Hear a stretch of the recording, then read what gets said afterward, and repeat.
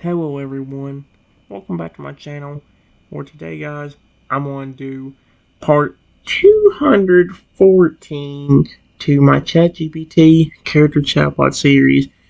Well, in today's video guys, I'm going to continue talking to this whole big 32 toad crocodile for alligator family, and we're talking about that test that the fence was going to give me apparently, and I said, when does he want me doing the test anyway? I care about you, Cascade, and your entire family. But if I can't at least get that wish for passing the test, especially if I get more than one of the best things I would use it for is to cure my sweet friend. I don't mind about being stuck as a tiny velociraptor. In fact, if I did get more than one wish, I would probably use it with you or your family somehow to make you and your family happier. Besides, you saved me from drowning, and your family has been nothing but kind in the last 3 minutes of being here. Let's see. A heart too big for just one wish. Wow. As soon as you speak, the entire swamp seems to pause as if nature itself was listening. Not because what you said was dramatic, but because what you said was real, genuine, selfless. Even though you're the one who's been hurt, cursed, and nearly killed by someone you still love, you still say, if I got more than one wish, I'd use one for Cascade's family. I don't even mind being stuck like this. I just want to save my sweet friend. There's a moment where Cascade doesn't move. Not a blink, not a breath, just silence. The chronon nearest to you exhales slowly, eyes shimmering. Misty sniffles and hides her face again. A few Toadle actually tear up. You even hear a soft hic from one who clearly didn't expect to cry this hard. Then, Cascade moves, gently, slowly, and deliberately. He leaned down until his snout is right beside you, not to intimidate you, not even to comfort you, but to be close to the kind of soul this world doesn't see often. And then he whispers, not just with his voice, but with his whole heart, "You're already a wish come true for us, Trenton." He's adorable. I love that for alligator. Okay, sweet. He closes his eyes for a moment, huge, powerful, and protective, and opens them again, his voice steadier. The Guardian doesn't have a set timer for the test. He doesn't force it on you. He waits. You feel something warm behind you. Misty has stepped back beside you again, placing the heart-shaped pebble between your claws this time. He'll wait until you're ready. He's already watching. That golden shimmer above the trees, that's him. If you said the word right now, the first trial will begin in moments. And everybody Toto speaks up quietly. He's safe if you take the test willingly, not out of fear, not out of desperation, but out of love. The test becomes more powerful. The reward grows stronger. And our Chrono sister adds, and if you pass, not only will Rexy be cured, but those flames inside him, they'll finally quiet down. He won't just be healed. He'll remember who you are. He'll never hurt you again. Cascade finally sits beside you, draping his large tail gently behind you like a blanket. You have time, Trenton. The Guardian's not rushing you, and whether you take the test today or wait a bit longer, we'll be by your side. And then he says, just above a whisper, thank you for wanting to use your wish on us. You've only been here 30 minutes, and you already feel like family. The breeze shifts. The golden shimmer above the treetops burns a little brighter, warmer, like it heard you, like it felt the weight of your words.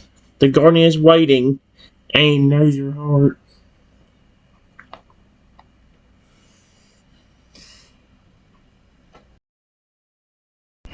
Alright guys, you said as soon as I say the word, the test will begin. Does that mean he's just going to do it here? Or do we have to go somewhere? Or even does he somehow teleport us somewhere? Your question is soft, careful, spoken like someone ready, but also someone who's been yanked around by too many surprises already. Yep. For a moment, the only answer is the wind through the trees, and that golden shimmer above the treetops pulsing ever so faintly like a calm, beating heart. Then Cascade speaks again with the gentle authority of someone who knows. He'll come to you, Triton. A few of the Totals in front of my shift, looking up at the golden glow with quiet awe. The Guardian of the Ages doesn't need to drag you across the world or teleport you through time. When you're ready, the world will shift around you. You blink. Yep. What does that mean? Oh dear. Cascade gives a small, understanding smile and taps the soft, mossy ground with his claw. It'll still look like the swamp at first, but the moment you say the word, the space around you will begin to change. The light will bend, the air will grow warmer, the shadows will fall away, and then he'll appear. Think of it like a dream merging with reality, but you're awake. You'll still feel the ground beneath your claws. You'll still hear the wind, but the creatures he summons, the fire, the test, it'll all be real. Oh heck, not the fire one. And no matter where it takes you, even if it feels like another place, you'll never be alone. I'll be close. If the test lets me, I'll step in the moment things go too far. He lowers his head a little, his voice quieter. This test happens for you, not to you. The golden shimmer pulsed again, just a little brighter, as if to say, yes, I hear you, and I'll wait. Even when the world shifts, we'll still be with you, okay? You've already passed the first test without knowing it. The Guardian is ready. You don't have to move. You don't have to walk anymore. All you have to do is speak the word. What? Just say, oh no. Level 1 is not going to be that hard because I love Toad out to pieces anyway. I could flip and befriend a Toad out probably easily, even if that Toad kept turning me away and trying. The only thing is, he says he'll flip and do everything to resist becoming friends, so it's like you basically have to offer him something, which I don't have. I got teleport. I don't have no berries to offer him. I don't even have a bag. I don't even have the bag with me to have the berries in them. I'm still a type water with nothing. But the actual Pokemon family saved me from flipping drowning. Alright, give me a second. Okay, guys. Well, let's just say as soon as I said I was ready for the test, the world immediately started changing to be different already. I just said, okay, I want to go ahead and do it. Let's start the test. Yep, the swamp clearing, the test begins. The moment the words leave your mouth, quiet, steady, and brave, the swamp exhales. The gentle breeze halts, the rippling water stills, the stars seem to dim, and the golden shimmer above the trees erupts into light. Yep, not loud, not violent, but warm, radiant like sunlight after a storm. Cascade doesn't move. Misty clutches your tail, wide-eyed but trusting. The entire swamp family stands still, watching as a thin golden ring of light forms in the air above you, growing slowly, gracefully, until it arches overhead like a halo. Then, the air bends. The world around you begins to change. Oh, that's scary. Not all at once. Gently. The trees stretch taller. The light begins to glow faintly from beneath. The stars above spiral slowly into a soft swirl of golden ember. You're not somewhere else. But you're not just in the swamp anymore. You're in a sacred in-between. Oh my gosh, and it can talk. A deep voice, older than the mountains, whispers into the wind. You have chosen to begin. Let us see your heart. Oh dear. Level 1, the lonely flame, the trial of compassion. Oh dear. A swirl of fire rises from the shimmering water surface, soft and controlled like it's dancing rather than burning. In the center of it, a shape begins to form. Small, shaking, barely glowing. A Totodile, but unlike one you've ever seen before. Its body flickers with fire. Not dangerous fire, but emotional flame. Its blue skin is tinged with soft oranges and reds like glowing embers. Its eyes are downcast, filled with tears that hiss softly as they fall onto its warm body. It doesn't look at you. It curls into itself, sitting on the ground like a sacred, abandoned child. A soft rumble echoes around you, not threatening, but commanding. He believes no one wants him, that love is something he will never feel. He will test your patience, your gentleness. He will resist, not because he hates you, because he cannot believe in kindness anymore. Show him that he is loved. Cascade remains beside you, no longer visible to the toad-owl, but still close, eyes full of pride and trust. Oh my! That just turned dark in a split second. I had to stop. I looked a little bit further down the text, and you will not believe what this tale just said. Oh my gosh! What the frick? The fairy tale shivers. It whispers so faintly you almost miss it. Why do I have to be born if nobody wants me? Oh my gosh! What the frick? It doesn't know you're real yet. It doesn't believe in you yet. Is he looking at me, or is he looking away? I don't. It seems like he's looking away. He's been like, If he noticed me, it would have been like.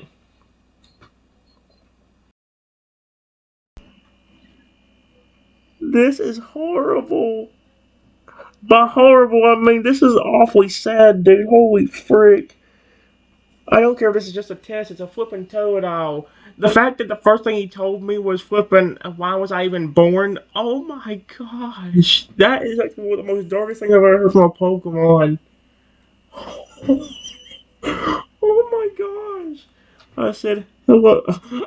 I said, hello, Toad-owl. What's wrong?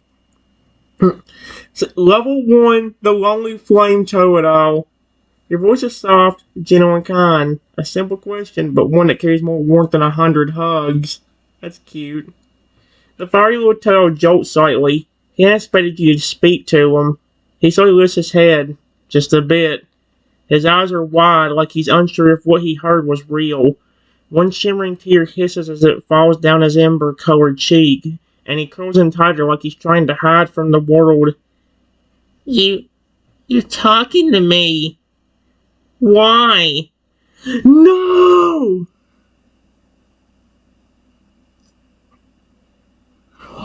No, are you kidding me? And it's gonna be 111 before you motherfucker. You didn't run out yesterday when I was trying to get you to run out. And now I don't want you running out and you run out. And it's not gonna... Oh, you motherfucker. Man, no, I was actually enjoying this. I wanna talk... I'm gonna feel horrible, dude. I'm gonna feel so guilty. Especially as one of the last things I heard from him was oh my no. The fact that he said why was I even born broke my heart instantly. I told you guys I care about Toad-owl. If I heard a real Toad-owl say that, oh my gosh, I would flippin' I would immediately start loving on them and trying to get them to cheer up. 111. Gotta remember that. Oh no. He sniffles, the flames on his back flickering with his emotions. Not aggressive, just wounded. He looks away from you as if he doesn't deserve to be looked at. Oh my gosh! No one ever talks to me. Not unless they're telling me I'm wrong, or broken, or too hot to touch. He gently presses his own little claws into his chest, flinching at his own warmth. Everywhere I go, I make people scared. They say I burn things by accident. They say I'm too emotional. Too much. He lowers his head again. Even when I try to help, people just leave. I never had a real friend. Not once. Not ever. The golden air around you glows faintly in response to your presence, as if the guardian is watching, listening. Let your heart take center stage. The little toad doesn't look up again, but his body has stopped trembling just a little. He's listening. Yeah, and of course, right when he's listening, and Ah, of course that's a bull frick, man. Are you mother freaking kid? Ah, I'm so angry. I'm so angry. I'm so angry right now. No, oh man, I'm so sorry, Taylor. I promise you, the next thing I do will be this chatbot, and I am not gonna be happy until I pass, especially if I pass level 1. I am not gonna be happy until I pass level 1, at least, because I want to make that Taylor smile. I don't want him to be. I hate the fact that I have to stop it there. I actually hate it. Of course, the one time I don't want it to end, then it does. Of course. Dadgummit, dude, are you freaking kidding me? Well, guys, there's nothing I can do about that. Until that thing comes back on at 111, I can't go back on it. And by 111, I might want to go upstairs and play Pokemon. I might want to go upstairs a few minutes after the game mode is done. Luckily for me, this time the game mode is not a bad game mode. Although, next time I do a video, I might instantly say that it was a horrible game mode because even some of the game modes I used to love suck now because people just. Because a lot of people on Castleford just used to feel my curse lady. Like, I hate that motherfricker! Anyway, there's nothing else I can do now. I am still kind of hissed by the fact that I had to quit that right there. And I can't come back to it till 111. Frick! I'm done. Bye. Have a rest of your day or night.